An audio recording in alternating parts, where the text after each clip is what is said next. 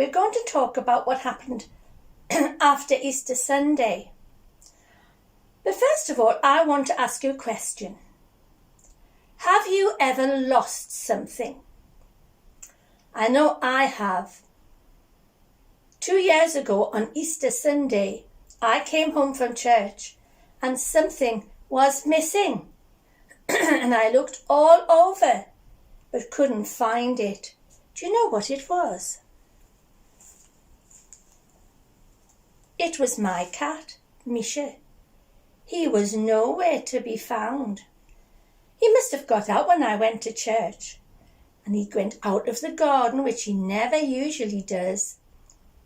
And he was gone a long time, days and days, went into weeks and weeks. And I was very, very, very sad. But you know, I didn't know where he was. But I knew God did, and I asked God to take care of him. And he did. And 4 weeks later, late one night, Misha came home. And I was no longer very, very sad, but I was very, very glad to have him back. And you know, that night I texted everybody among my friends with this message. Be happy, because I have found that which was lost. It's a verse from the Bible. But I was so pleased to see him back. He's never done that again, have you? No, oh no, he stays close to home now. Well, in our story, on Easter Sunday, we found out that where Jesus was buried, when his friends and some of the ladies came to see him, the stone was rolled away. When they peeped inside, the grave clothes were all neatly folded. But there was no sign of Jesus. And they were, oh, what's happened? And they hadn't quite realised that he'd risen at this point. And the men rushed away to tell everybody. But there was somebody who remained behind. A lady. We've talked about her before. Her name was Mary. And you know, she was so sad because she thought someone had taken Jesus. And she looked round the beautiful garden where he was buried. And she couldn't find anybody to ask. And all of a sudden,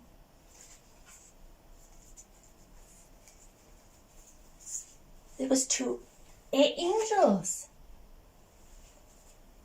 And they said to her, it's no use looking. He's not here. He's risen. And she still didn't quite understand. So she went round the garden looking for someone. And then she saw someone.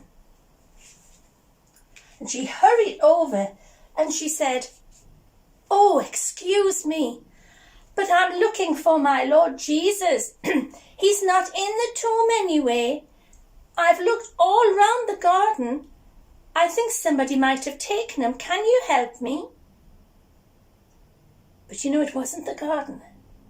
And Mary hadn't even recognised who it was. But the man said just one word. Mary. And immediately Mary knew who it was. It was Jesus.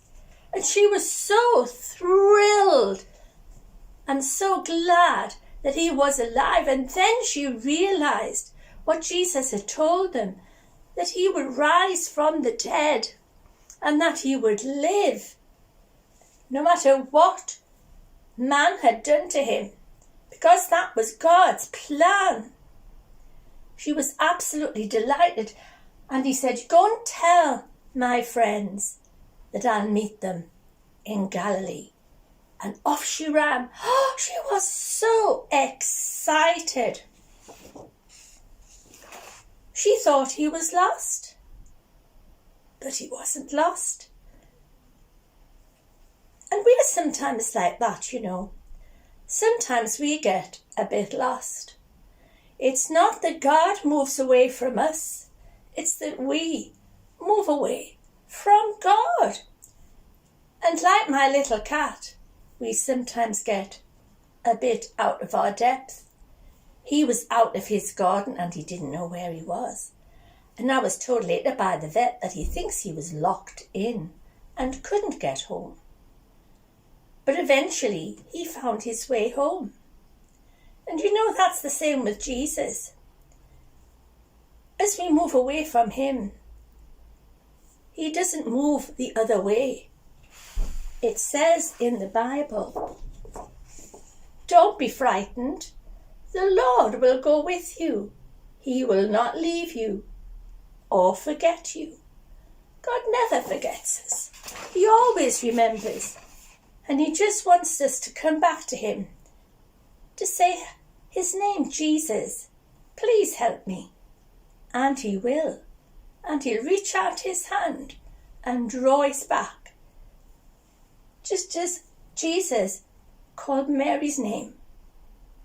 Jesus is calling our name just to draw us back. So if you ever feel a little bit lost from Jesus, just call his name and he'll be there. Because it says in the Bible, for the Son of Man, that's Jesus, came to seek and to save the lost. We need never be lost because Jesus is always there.